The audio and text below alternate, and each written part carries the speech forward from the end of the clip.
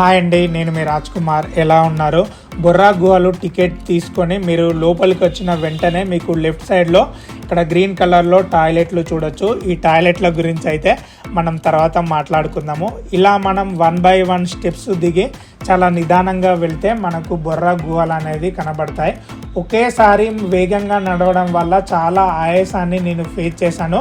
కాబట్టి మీరు అలా చేయకుండా చాలా నిదానంగా నెమ్మదిగా కూర్చుంటూ వెళ్ళడం వల్ల మీరు వ్యూని అయితే ఎంజాయ్ చేస్తారు. గాబరగా మీరు వెళ్తే మాత్రము, ఎందుకంటే మీరు వ్యూను ఎంజాయ్ చేయలేరు. ఎందుకంటే లోపల తిరగాల్సిన ప్లేస్ అనేవి చాలా ఎక్కువగా ఉంది అండ్ చీకటితో కూడుకున్నవి.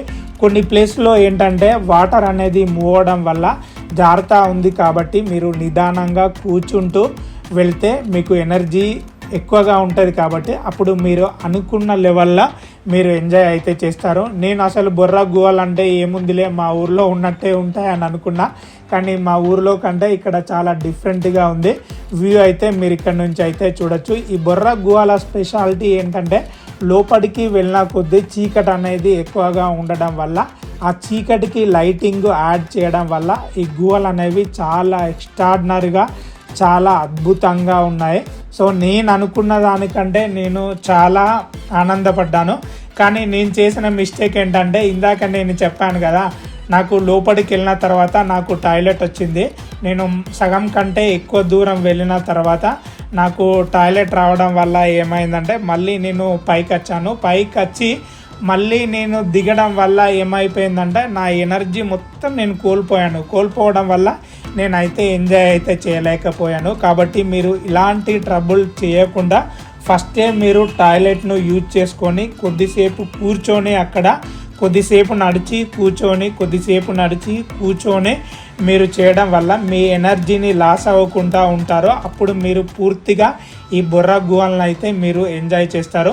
ఇంకొక విషయం ఏంటంటే, మీరు లోపలికి వెళ్ళేటప్పుడు ఏదన్నా ఒక టార్చిని కానీ లేదంటే మీ మొబైల్ను ఫుల్ ఛార్జీ చేసుకోండి. ఎందుకంటే కొన్ని ప్లేస్లలో మనకు లైటింగ్ అనేది లేకపోవడం వల్ల వాటర్ అనేది మూవ్ అవుతూ ఉంది. అప్పుడు జారిపడే అవకాశం అయితే ఎక్కువగా ఉంటుంది. మీరు ఇక్కడ చూడొచ్చు.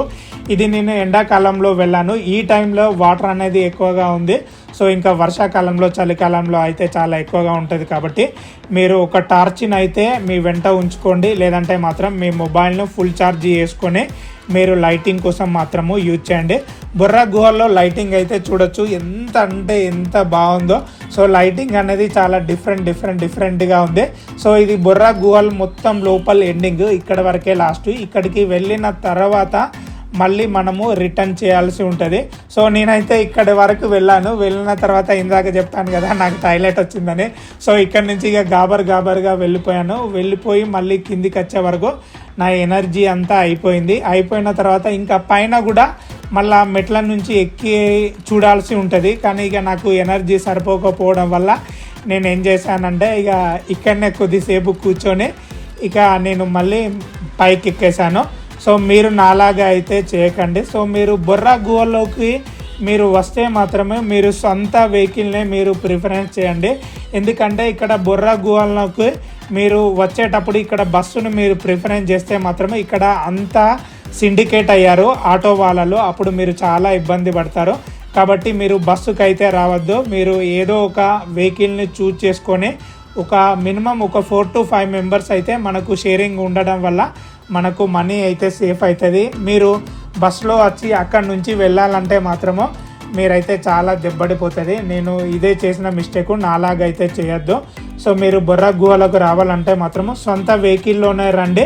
అండ్ బెస్ట్ టైం ఏంటిదంటే ఫిబ్రవరి తర్వాత ఈ బొర్రా గుహలు అనేవి చాలా బాగుంటుంది. ఎందుకంటే నేను ఇంత సమ్మర్లోనే వచ్చాను కాబట్టి ఇందులో వాటర్ ఫ్లోయింగ్ అనేది ఉన్నది. కాబట్టి సో సమ్మర్ టైం బెస్ట్ అని చెప్తాను. మీరు వర్షాకాలంలో కానీ చలికాలంలో కానీ ఈ బొర్రా గుహలను అయితే సందర్శించి ఇబ్బంది అయితే పడకండి.